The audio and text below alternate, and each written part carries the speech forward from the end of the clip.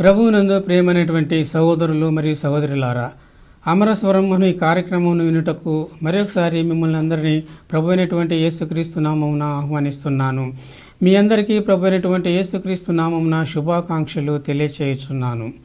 ముందు మాట కాబట్టి అన్యజనులలో నుండి దేవుని వైపు తిరుగుచున్న వారిని మనము కష్టపెట్టక, విగ్రహ సంబంధమైన అపవిత్రతను, జారత్వమును, గొంతు పిసికి చంపిన దానిని, రక్తమును విసర్జించుటకు వారికి పత్రిక వ్రాసి పంపవలెనని నా అభిప్రాయము. అపోస్తలుల కార్యములు 15వ అధ్యాయము 19-20 వచనములు. వాక్యపఠనము. యోహాను రాసిన సువార్త 8వ అధ్యాయము 12వ వచనము. మరలా యేసు, నేను లోకమునకు వెలుగును, నన్ను వెంబడించువాడు చీకటిలో నడువక జీవపు వెలుగు కలిగియుండునని వారితో చెప్పెను. నేటి ధ్యానాంశము నేనే వెలుగును. మనము చదువుకున్నటువంటి యొక్క వాక్యమును ఆధారము చేసుకొని మన ప్రభు అయినటువంటి యేసుక్రీస్తు చెప్పినటువంటి నేనే వెలుగును అనే అంశాన్ని గురించి ఈరోజు మనము ధ్యానము చేసుకునేదము.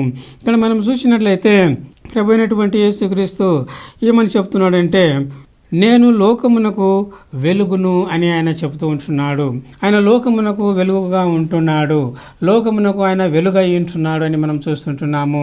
కాబట్టి ఆయన దేవుని యొక్క కుమారుడు, దేవుడు వెలుగై ఉంటున్నాడు.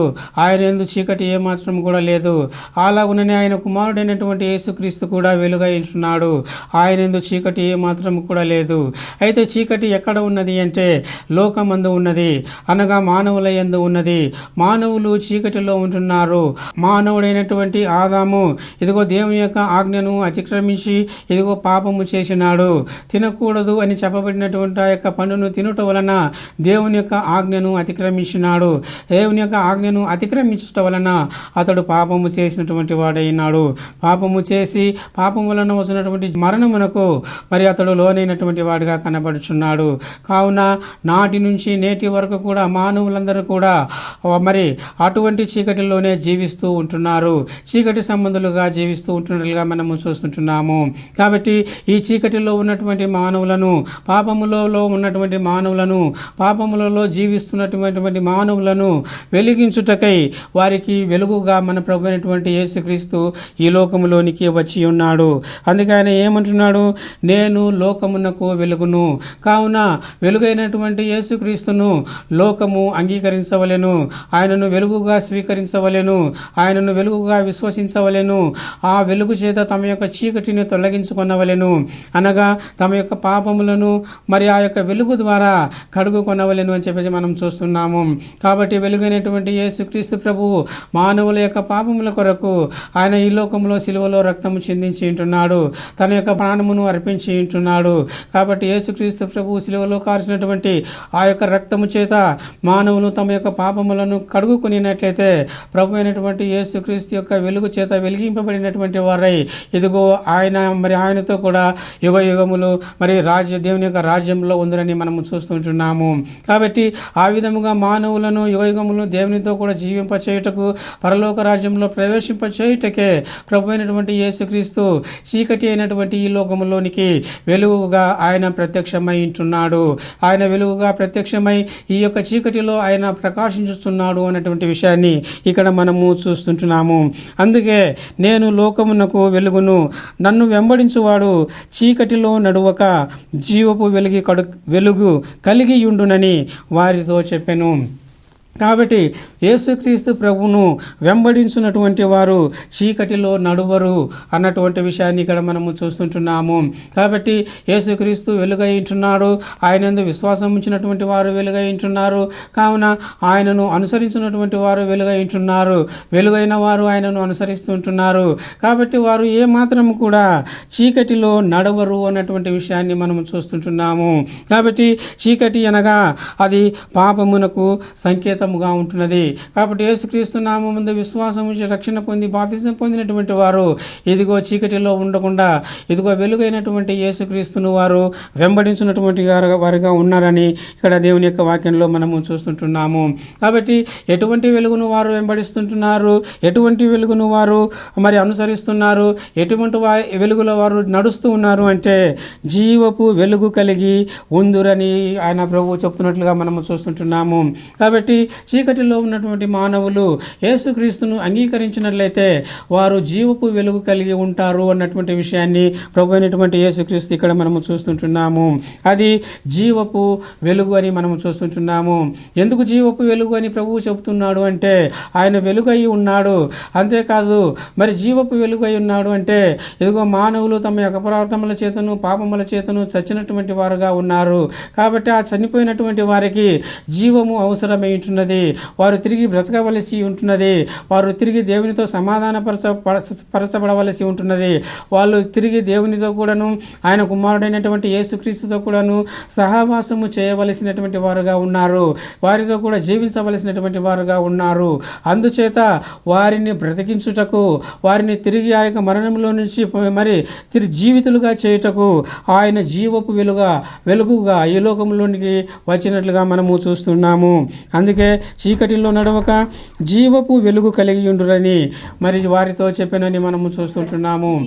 అందుకే ప్రభు అయినటువంటి యేసుక్రీస్తు ప్రభు చీకటిలో నడవక జీవపు వెలుగు కలిగి ఉండునని చెబుతున్నట్లుగా మనం చూస్తుంటున్నాము. కాబట్టి మరణించినటువంటి మానవులకు, పాపము చేత మరణించినటువంటి మానవులకు జీవము అవసరమై ఉన్నది. ఆ జీవము మన ప్రభు అయినటువంటి యేసుక్రీస్తే. ఆ జీవము పరలోకములో ఉన్నది. పరలోకములో నుండి ఈ లోకములోనికి వచ్చి ప్రత్యక్షమైనది. ఆ ప్రత్యక్షమైనటువంటి జీవమే మరి తనను అంగీకరించినటువంటి వారిని తిరిగి పునర్జీవితులుగా చేయుటకు మరి ఆయన ప్రత్యక్షమై ఉంటున్నాడు మనం చూస్తుంటున్నాము. కాబట్టి ఎవరైతే యేసుక్రీస్తును అంగీకరిస్తారో వారికి పాప క్షమాపణ కలుగుతుంది, వారికి పాప విమోచన కలుగుతుంది. అంతేకాదు వారు వెలిగింపబడినటువంటి వారై ఇదిగో వెలుగు సంబంధులై ఉంటారని దేవుని యొక్క వాక్యంలో మనము చూస్తున్నాము. ఏ వెలుగు సంబంధులై ఉంటారు? జీవపు వెలుగు కలిగి ఉంటారు అని మనము చూస్తుంటున్నాము.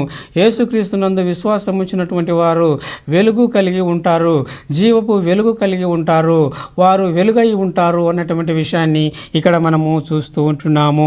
ఇంకా మనము చూసినట్లయితే అదే యోహాను సువార్త 12వ అధ్యాయము 46వ వచనములో మనము చూసినప్పుడు, నా యందు విశ్వాసముంచు ప్రతివాడు చీకటిలో నిలిచి ఉండకుండానట్లు నేను ఈ లోకమునకు వెలుగుగా వచ్చి ఉన్నాను అని ప్రభువు చెప్తూ ఉంటున్నాడు.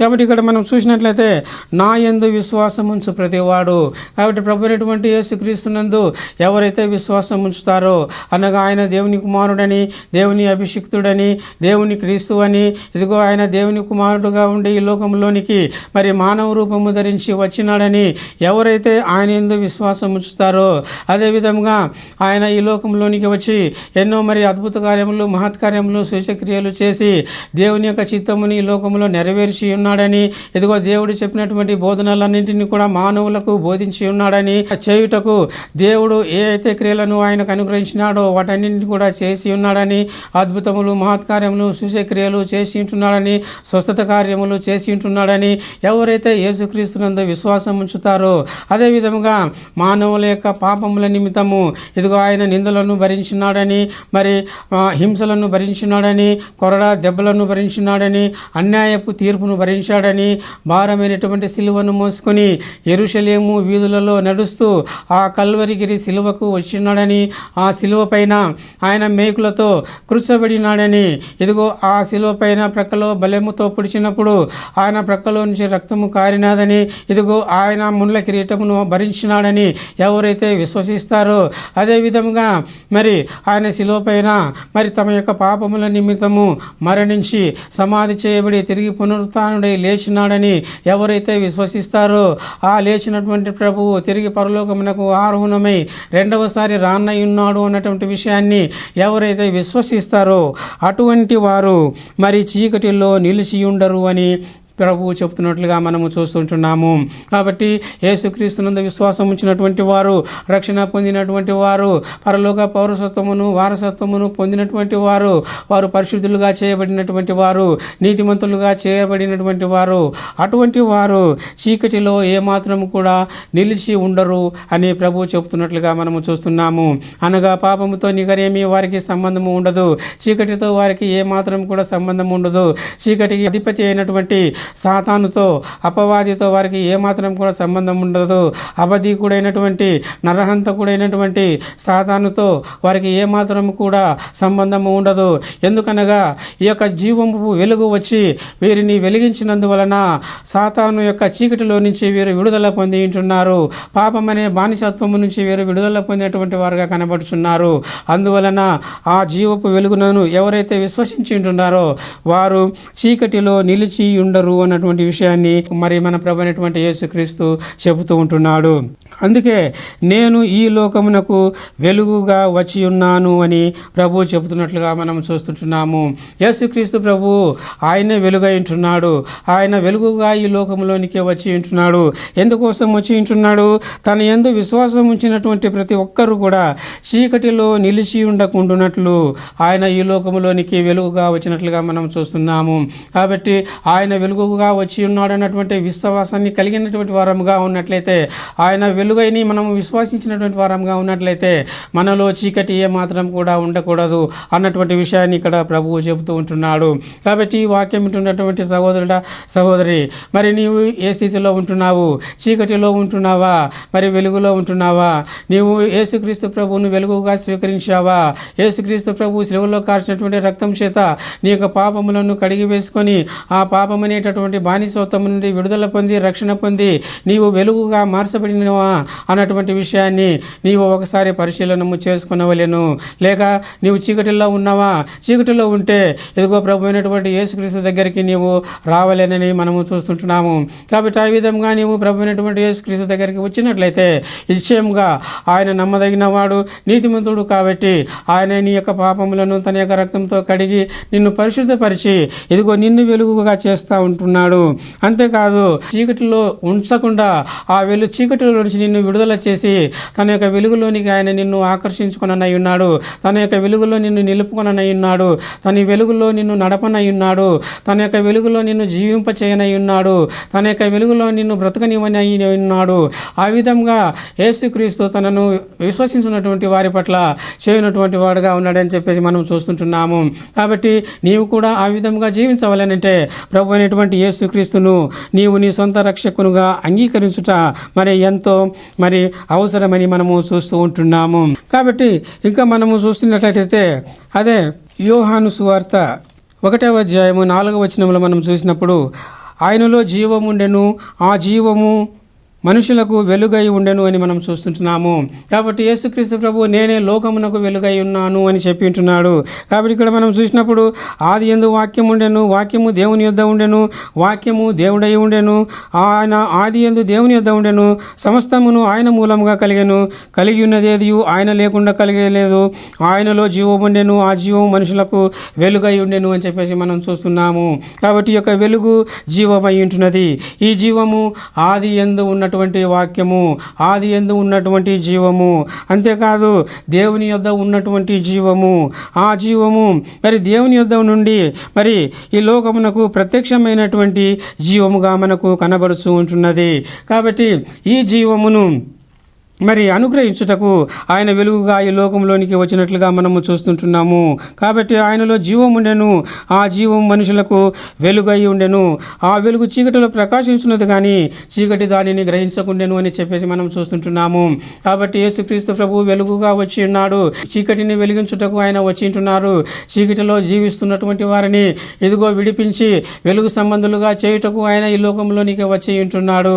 అయితే చీకటిలో ఉన్నటువంటి మానవులు ఆయనను గుర్తించలేకపోతున్నారు, ఆయనను చూడలేకపోతుంటున్నారు, ఆయనను గ్రహించలేకపోతుంటున్నారు, ఆయనను అంగీకరించలేకపోతున్నారు, ఆయనను స్వీకరించలేకపోతున్నారు. ఆయన ద్వారా వెలుగునుంది ఇదిగో పాప క్షమాపణను పొందలేకపోతున్నారు, దేవుని యొక్క రాజ్యమునకు వారసులు కాలేకపోతుంటున్నారు. ఎందుకనగా యేసుక్రీస్తును వారు చూడలేకపోతున్నారు, గ్రహించలేకపోతున్నారు. ఈ లోకమందు యేసుక్రీస్తుని గురించి అనేక విధాలుగా ప్రకటింపబడుచున్నప్పటికీ, ప్రచురింపబడుచున్నప్పటికీ, ప్రసారము చేయబడుచున్నప్పటికీ వారు చూస్తూనే ఉన్నారు, వింటూనే ఉన్నారు.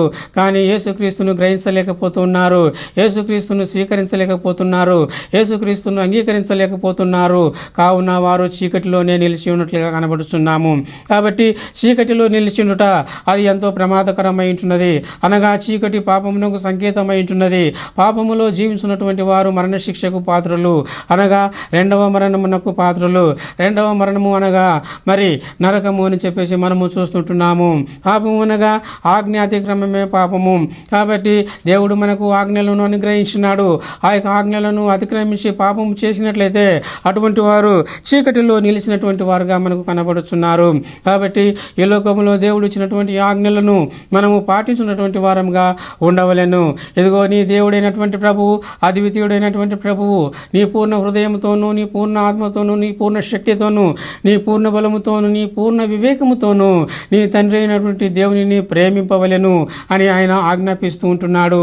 అదేవిధంగా నిన్ను వలె నీ పొరుగు వాణిని ప్రేమించవలెనని ప్రభు అయినటువంటి యేసుక్రీస్తు ఆజ్ఞాపిస్తూ ఉంటున్నాడు.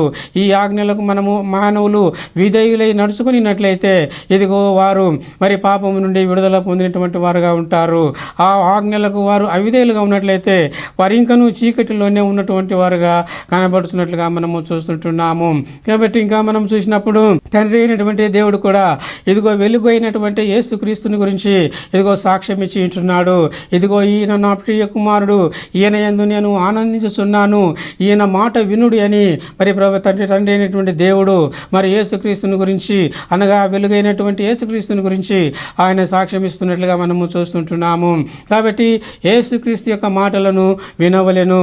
యేసుక్రీస్తు ప్రభు యొక్క మాటలను ఎవరైతే వింటారో వారికి వెలుగు కలుగుతుంది. వారి యొక్క హృదయాలు వెలిగింపబడతాయి, వారి యొక్క జీవితాలు వెలిగింపబడతాయి, వారి యొక్క మనస్సు వెలిగింపబడుతుంది, వారి యొక్క మనోనేత్రములు వెలిగింపబడతాయి. కావున వారు ఆ విధంగా వెలిగింపబడిన వారై పాపక్షమాపణ విమోచనము పొంది దేవుని యొక్క రాజ్యమునకు వారసులు అవుతారన్నటువంటి విషయాన్ని ఇక్కడ మనము చూస్తూ ఉంటున్నాము.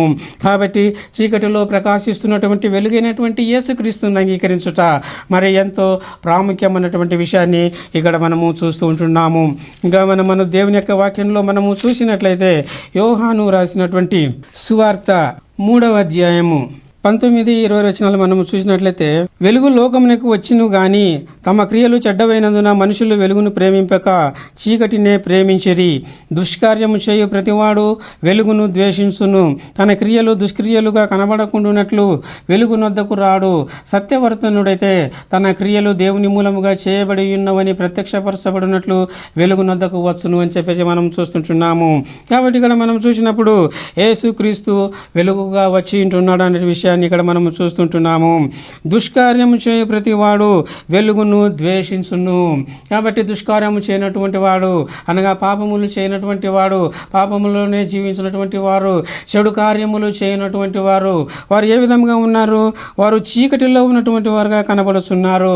దుష్కార్యములను అభ్యసించున్నటువంటి వారు, దుష్కార్యములు చేయనటువంటి వారు, దుష్కార్యములు చేయించున్నటువంటి వారు, వారు ఏ విధముగా ఉన్నారంటే చీకటిలో ఉన్నటువంటి వారుగా ఉన్నారు.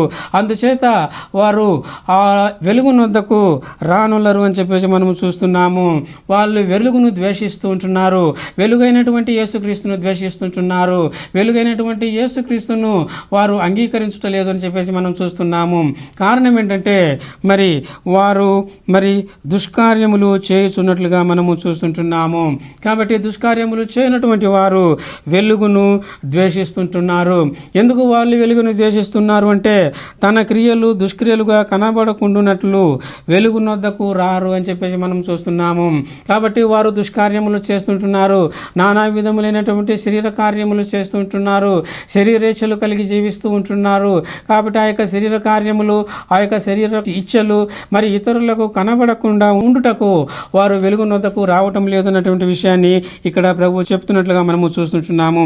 కాబట్టి తన క్రియలు దుష్క్రియలుగా కనబడకుండానట్లు వెలుగునొద్దకు రాడు అని చెప్పేసి మనం చూస్తుంటున్నాము. కాబట్టి ఈ వాక్యం వింటున్నటువంటి సహోదరుడా, సహోదరుడి, మరి నీ యొక్క పరిస్థితి ఏమిటి? నీవే విధముగా ఉంటున్నావు? నీవు వెలుగునకు యుద్ధకు వస్తుంటున్నావా? వెలుగును అంగీకరిస్తుంటున్నావా? వెలుగును స్వీకరిస్తుంటున్నావా? వెలుగును ప్రేమిస్తుంటున్నావా? నీవు వెలుగుగా మారాలనుకుంటున్నావా? ఒకసారి పరీక్షించుకో. లేకపోతే వెలుగును ద్వేషిస్తున్నావా? అయితే నీ యొక్క కార్యములు దుష్కార్యములుగా ఉన్నవేమో ఒకసారి పరీక్షించుకొని ఎదుగో దుష్కార్యముల వలన వస్తున్నటువంటి జీతము మరణమని తెలుసుకొనుము. ఆ మరణమే నిత్య నరకమని తెలుసుకొని ఇదిగో వెలుగునొద్దకు వచ్చిన ఎడల నీలోనే ఉన్నటువంటి చీకటి అంతటి కూడా పారద్రోలబడుతుంది. అనగా వెలుగైనటువంటి యేసుక్రీస్తు నీ యొక్క పాపములన్నింటినీ కూడా ఆయన క్షమించి వేసి ఇదిగో నిన్ను నిరపరాధినిగా చేస్తాడు. అంతేకాదు నిన్ను పరలోకమునకు వారసునిగా మరి బాధ్యునిగా చేస్తాడు అన్నటువంటి విషయాన్ని ఇక్కడ మనము చూస్తుంటున్నాము. కాబట్టి నీవు వెలుగును ద్వేషించినటువంటి వాడుగా ఉండకుండా వెలుగును ప్రేమించినటువంటి వాడుగా ఉండవలేను, వెలుగును అనుసరించినటువంటి వాడుగా ఉండవలేను, దుష్క్రియలను చేయకుండా ఉండునటువంటి వాడుగా నీవు ఉండవలేను అని దేవుని యొక్క వాక్యము ఇక్కడ మనకు ప్రేరేపిస్తూ ఉంటున్నది. అదే మనం చూసినప్పుడు వెలుగు లోకమునకు వచ్చును గాని తమ క్రియలు చెడ్డవైనందున వెలుగును ప్రేమింపక చీకటినే ప్రేమించిరి అని చెప్పేసి మనం చూస్తుంటున్నాము. కాబట్టి వారు వెలుగును ప్రేమించలేదు, చీకటినే ప్రేమించినారు. ఎందుకంటే తమ క్రియలు చెడ్డవి అని చెప్పేసి మనం చూస్తుంటున్నాము. కాబట్టి చెడు కార్యములు జరిగించినటువంటి వారు ఇదిగో దేవునికి బహు దూరముగా ఉన్నటువంటి వారు, చెడు కార్యములలో జీవిస్తున్నటువంటి వారు, ప్రభు అయినటువంటి యేసుక్రీస్తుకు బహు దూరముగా ఉన్నటువంటి వారు, దేవునికి దూరంగా ఉన్నారంటే, యేసుక్రీస్తుకు దూరముగా ఉన్నారంటే ఇదిగో ఆ పరలోక భాగ్యమును పోగొట్టుకుంటున్నారు, ఆ పరలోకములో పౌరసత్వాన్ని పోగొట్టుకుంటున్నారు అన్నటువంటి విషయాన్ని మనము జ్ఞాపకము చేసుకునవలెను. కాబట్టి ఆ విధముగా జ్ఞాపకము చేసుకొని ఇదిగో చీకటిని ప్రేమించకుండా, దుష్కార్యములను ప్రేమించకుండా, శరీర కార్యములను ప్రేమించకుండా, ఇదిగో నేత్రాశ, శరీరాశ, జీవబుడంబాలను ప్రేమించకుండా, ఈ లోకమును అనుసరించకుండా, లోకములు వాటిల్లో ఉన్నట్టు వాటిని అనుసరించకుండా ఇదిగో వెలుగును ప్రేమించినట్లయితే, వెలుగును ప్రేమించి వెలుగును స్వీకరించి వెలుగును తమ యొక్క హృదయంలో ప్రతిష్ఠ చేసుకున్నట్లయితే ఇదిగో నిశ్చయంగా నీకు జీవము లభిస్తుంది అని దేవుని యొక్క వాక్యము చెబుతోంది. కాబట్టి తమ యొక్క క్రియలు చెడ్డమైనందున మరి వారు వెలుగును ప్రేమింపలేకపోయినారని మనం చూస్తుంటున్నాము. కాబట్టి వారి యొక్క దుష్క్రియలు కనపడకుండానట్లు వారు వెలుగునొద్దకు రాడు అని చెప్పేసి మనం చూస్తుంటున్నాము. ఇంకా ఏమంటున్నాడు 21వ వచనంలో, సత్యవర్తనుడైతే తన క్రియలు దేవుని మూలముగా చేయబడి ఉన్నవని ప్రత్యక్షపరచబడినట్లు వెలుగునొద్దకు వచ్చును అని చెప్పేసి మనం చూస్తుంటున్నాము. కాబట్టి ఎవరైతే ప్రభు అయినటువంటి యేసుక్రీస్తును మరి తమ సొంత రక్షకుడుగా అంగీకరించినారో, నమ్మినారో, బాప్తిస్మము పొంది రక్షణ పొందినారో, రక్షణ పొంది సంఘములో చేర్చబడినారో, ఎవరైతే సంఘములో చేర్చబడి ఇదిగో ఆయనను ఆరాధిస్తున్నారో, బోధిస్తున్నారో, ఆయన యొక్క మరణమును పునరుత్థానమును జ్ఞాపకము చేసుకొనుచున్నారో, ఆయనతో కూడాను మరి ఆయన కుమారుడైనటువంటి యేసుక్రీస్తుతో కూడాను సహవాసము చేయుచున్నారో, మరి వారందరూ కూడా ఏ విధముగా ఉన్నారంటే సత్యవర్తనులుగా ఉన్నట్లుగా మనము చూస్తుంటున్నాము. యేసుక్రీస్తు రక్తం ద్వారా విమోచింపబడినటువంటి వారు సత్యవర్తనులు, విశ్వాసులైనటువంటి వారు సత్యవర్తనులు అని దేవుని యొక్క వాక్యము చెబుతూ ఉంటున్నది. ఎందుకనగా వారు వెలుగు చేత వెలిగింపబడినారు, చీకటిలో నుండి విడుదల పొందినటువంటి వారుగా ఉన్నారు. సత్యమైనటువంటి క్రీస్తు దగ్గరికి వచ్చినటువంటి వారు, మార్గమైనటువంటి క్రీస్తు దగ్గరికి వచ్చినటువంటి వారు, జీవమైనటువంటి క్రీస్తు దగ్గరికి వచ్చినటువంటి వారు, వెలుగైనటువంటి క్రీస్తు దగ్గరికి వచ్చినటువంటి వారు కావున వారు సత్యవర్తనులుగా పిలువబడుచున్నారు. ఇటువంటి సత్యవర్తనులు తమ క్రియలు దేవుని మూలముగా చేయబడి ఉన్నవని ప్రత్యక్షపరచబడుటకు వారు వెలుగునొద్దకు వస్తుదురు అని చెప్పేసి మనం చూస్తున్నాము. కాబట్టి యేసుక్రీస్తునందు విశ్వాసం ఉంచినటువంటి వారు వెలుగునొద్దకు వస్తారు, ఎల్లప్పుడూ దేవుని వద్దకు వస్తారు, ఎల్లప్పుడూ దేవుని యొక్క సన్నిధానమునకు వస్తారు, పరిగెడుతూ వస్తారు, దేవుని యొక్క సన్నిధానములో కాలమును గడుపుతారు, దేవుని యొక్క సన్నిధిలో జీవిస్తారు, దేవుని యొక్క సన్నిధానంలో ప్రార్థనలు చేస్తారు, వాక్యం చదువుతారు, ఇదిగో దేవుని యొక్క సన్నిధానంలో మరి వారి యొక్క జీవితం అంతటినీ కూడా గడుపుతారని చెప్పేసి మనం చూస్తుంటున్నాము. కాబట్టి ఆ విధముగా మరి తమ యొక్క క్రియలు మంచివైనందున ఇదిగో మనం చూసినట్లయితే వారు దేవుని యొద్దకు వస్తున్నట్లుగా మనము చూస్తుంటున్నాము. సత్యవర్తనులైనందువలన వారు దేవుని యొద్దకు వస్తున్నట్లుగా మనం చూస్తున్నాము.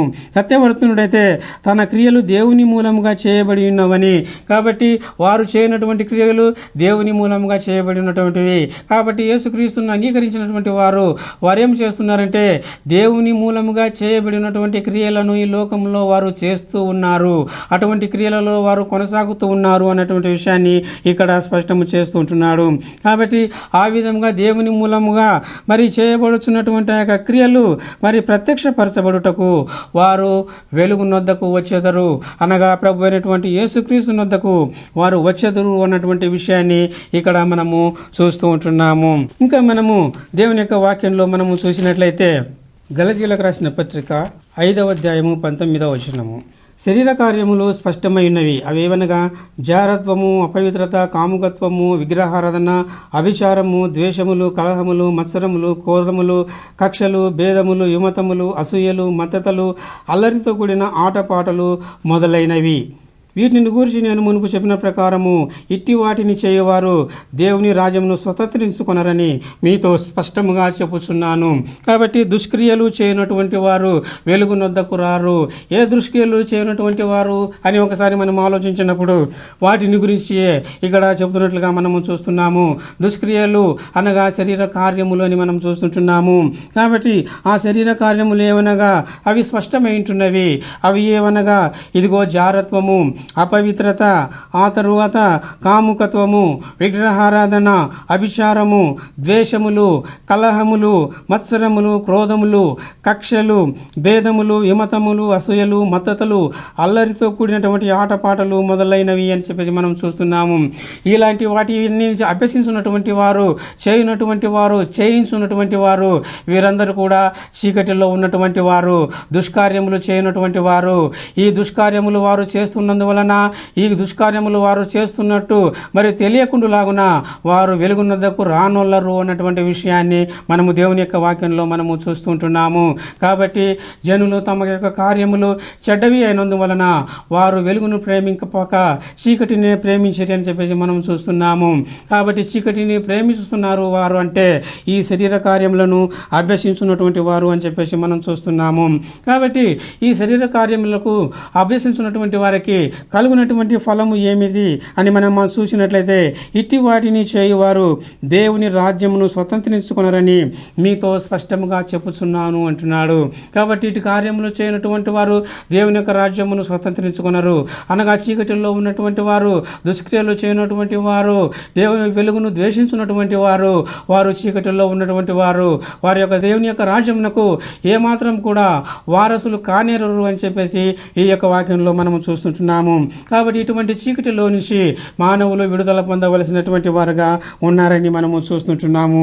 అయితే క్రీస్తు యేసు సంబంధులు శరీరములు దాని ఇచ్చలతోనూ దురాశలతోనూ సిలువ వేసి ఉన్నారు, కావున వారు వెలుగులు ప్రేమిస్తున్నట్లు సత్యవర్తనులుగా ఉన్నారు, కావున వారు వెలుగునొద్దకు వచ్చుతారని మనము చూస్తుంటున్నాము. కాబట్టి ఈ వాక్యం విన్నటువంటి సహోదరుడా, సహోదరి, మరి నీ యొక్క పరిస్థితి ఏ విధముగా ఉంటున్నది? నీవు చీకటిని ప్రేమిస్తున్నావా, వెలుగుని ప్రేమిస్తున్నావా? చీకటి కావాలన్నా, వెలుగు కావాలన్నా, జీవము కావాలన్నా, లేకపోతే మరణము కావాలన్నా, ఏది కావాలి? అది ఈ రోజే నీవు నిర్ణయించుకొనవలెను. నిర్ణయించుకొని ఇదిగో ప్రభు అయినటువంటి యేసుక్రీస్తును నీ సొంత రక్షకుడుగా అంగీకరించి బాప్తిస్మం పొంది రక్షణ పొంది ఈ రోజే నీవు మరి ఆయన యొక్క రాజ్యమునకు వారసుడవు కావాలని, చీకటిలో నుంచి విడుదల పొంది నీవు వెలుగుగా మారవలెనని ప్రభు పేరిట నిన్ను హెచ్చరించుచూ ఉన్నాను. ప్రార్థన చేసుకుందాము. పరలోకమందున్న మా తండ్రి, మీ ఘనమైన నామమునకు యేసుక్రీస్తు ద్వారా కృతజ్ఞతాస్తులు సమర్పిస్తున్నాము. తండ్రి, ఇంతవరకునైనా ఇదిగో వెలుగైనటువంటి మీ కుమారుని గురించి మేము ధ్యానం చేసుకున్నటకు మీరు అనుగ్రహించిన మీ కృపకై మీ నామమునకు స్తోత్రములు సమర్పిస్తున్నాను. మీ యొద్ద నుండి మాకు ప్రత్యక్షమైనటువంటి మీ కుమారుడైనటువంటి వెలుగును ఈ లోకము ద్వేషించి ఉంటున్నది. తమ క్రియలు చెడ్డవైనందువలన మీ యొక్క కుమారుని ద్వేషించి ఉంటున్నది. మీ కుమారుని యొద్దకు రానుల్లక ఉంటున్నదని మీ వాక్యములో మేము చదివి ఉంటున్నాము.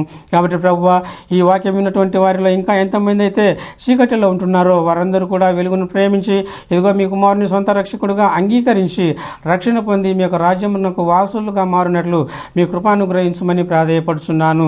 ఈ వాక్యం వినుస్తున్నటువంటి వారిలో ఎందరైతే అనారోగ్యంతో ఉన్నటువంటి వారో వారందరినీ కూడా స్వస్థపరచమని ప్రాధేయపడుచున్నాను. మీ సాక్షులుగా, సేవకులుగా మనసుకొనమని ప్రాధేయపడుచున్నాను. ఇంకా ఎంతమంది అయితే సంకష్టములలో, బాధలలో ఉంటున్నారో వారికి విడుదలను ప్రసాదం చేయమని ప్రార్థిస్తున్నాను. ప్రభువా, కృప చూపించండి, సహాయం చేయండి.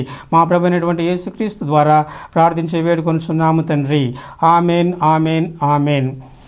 సహోదరులారా, సహోదరులారా, ఇంతవరకు అమరస్వరముని కార్యక్రమమును వీక్షించినందుకు మీకు నా హృదయపూర్వకమైనటువంటి కృతజ్ఞతలు. తిరిగి వచ్చే వారము ఇదే సమయానికి ఇదే ఛానల్లో మళ్ళీ కలుసుకుందాము. అంతవరకు సెలవు. పరిశుద్ధాత్మ మీకు తోడై ఉండునుగాక. ఆమేన్.